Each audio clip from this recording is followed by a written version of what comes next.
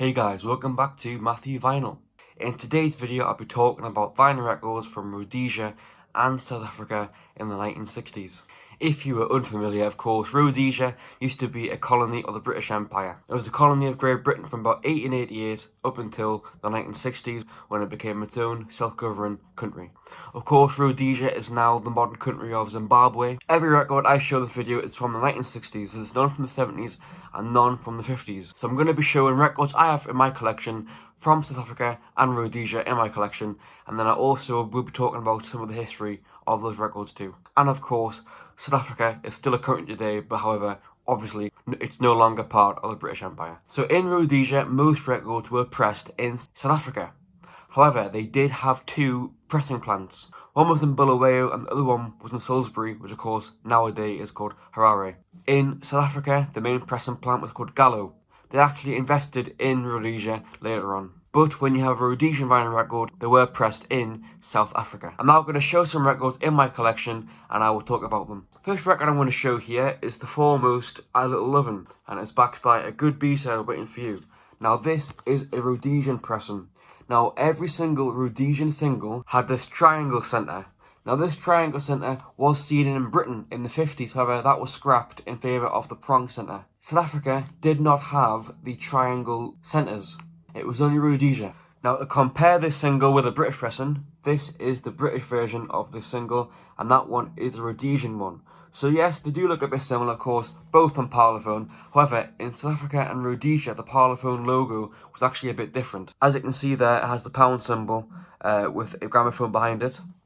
However, on the British one, it was just a pound symbol. So yes, it might not look like a huge difference at first, but when you actually look at the text and the fonts, it does look very different. And of course, in Britain, the Parlophone catalogue number started with an R, whilst in Rhodesia, it was SPD. For some more that I got from Parlophone, I do have this Hollies one here. It's Look Through in a Window, and it's backed by So Lonely. Again, very similar design. And this one actually weighs a bit. It's a little bit heavy from like a normal single. It's a bit thick, whilst most of them were quite thin. Now I'm going to compare what a South African pressing looks like to a Rhodesian one. Now this is the Hollies I Can't Let Go. Now this is from South Africa, and this is Look Through a Window again. Now this one is Rhodesia. As you can see, they do look pretty much the same. However, as I say, in South Africa they had the prong centre, and in Rhodesia they had the triangle centre. Now all these pressings will sound pretty much identical to the British ones. They use the exact same matrices. For example, if one release was made and had a different B-side to the British one, they will most likely make their own mixes.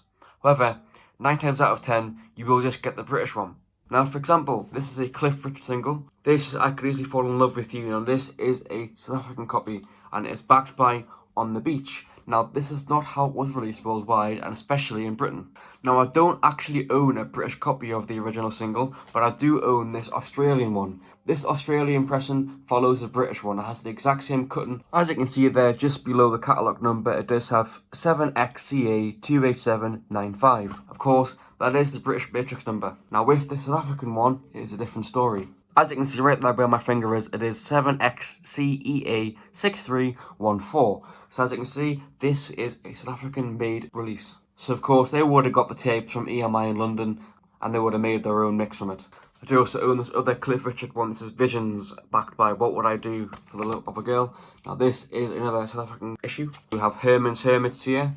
Just a little bit better. It is backed by Take Love, Give Love, a Rhodesian pressing. There's a Kind of Hush, and it is backed by Gaslight Street, again another Rhodesian pressing. Here I have Peter and Gordon, A World Without Love, and it's backed by If I Were You. Now this is a South African pressing. And another one here. This is Peter and Gordon, again with Lady Godiva, and this is backed by Morning's Calling, again another Rhodesian pressing. Didn't show it before, but here's another Hollies one. This is Sorry Suzanne, and it's backed by Not The Way At All, and again another South African pressing. Of course, there were many record labels in Rhodesia and South Africa, like Philips and Decca, for example, but all the ones I got in my collection are mainly EMI, so Parlophone and Columbia. I do have another EMI and Ode label here. I do have a stateside record. This is from South Africa, and this is the Royal Guardsman with Snoopy versus the Red Baron, of course. A novelty record, but a very good song, and it's backed by I Needed You. Now this is in the original South African sleeve, as you can see. That's what it looks like. And again, that is the label there. Of course, not every artist followed the British release. For example, here I do have a Tommy Rowe record. This is his hit Sheila. As you can see, it's on the ABC Paramount label, which is how he was released in America. In Britain, he was released on HMV.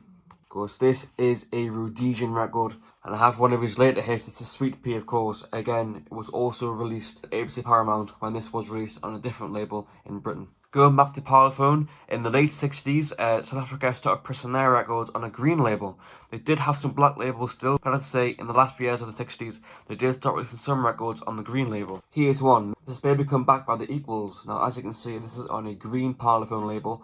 It has been dinked there. This was, of course, originally a prong centre.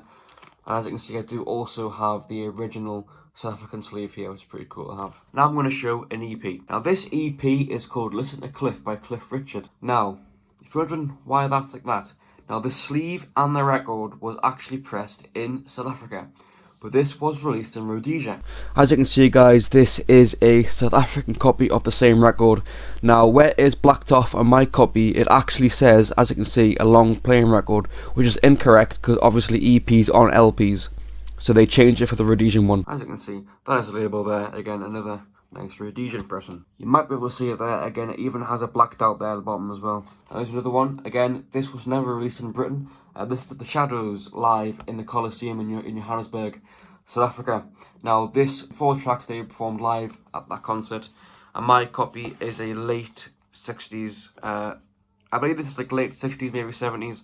But this is a South African reissue. Of course, this was only ever released in Rhodesia and South Africa. Now I'm going to show some of the LPs. Now I do have this Cliff Richard Kinda Latin LP. Now this is a South African release. You can see it's on this green Columbia label.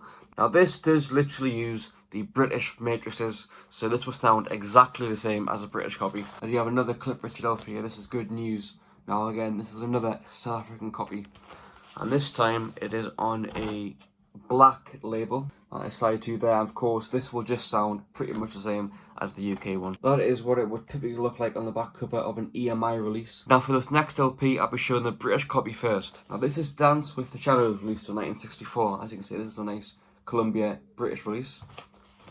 And this is the Southern Rhodesian release. Now this sleeve was actually manufactured in South Africa, and the record was also made in South Africa, but this was released for the Southern Rhodesian market. Now to compare, as you can see, Columbia logos are different.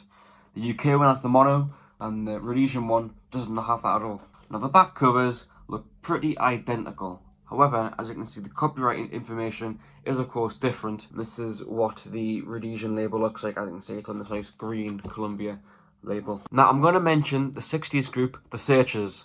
Of course, they were really popular worldwide, especially in England and a little bit in America. Now, they were, of course, released on Pi Records. Now, in Rhodesia and South Africa, they were actually issued on Parlophone. This is only in 1963 and the start of 1964, but to me, it's so interesting. In New Zealand, they were on Pi. In Britain, they were on Pi. In Australia, though, they were on Astor. But in Rhodesia and South Africa, they were on Parlophone, which to me, it's pretty interesting. As you can see here, their Sweets of My Sweet was on this nice red Parlophone label. And their first 2 LPs, Meet the Searchers and It's the Searchers, were both released on Parlophone. Of course, they just used the Pi matrices. Now, I'm actually unsure of why they were released on Parlophone in the early 60s. However, to me, it's still interesting. And one day, hopefully, I can get one. From my knowledge, it's just only the Searchers now. For example, for the Rolling Stones, they were on Decca, as they were in Britain.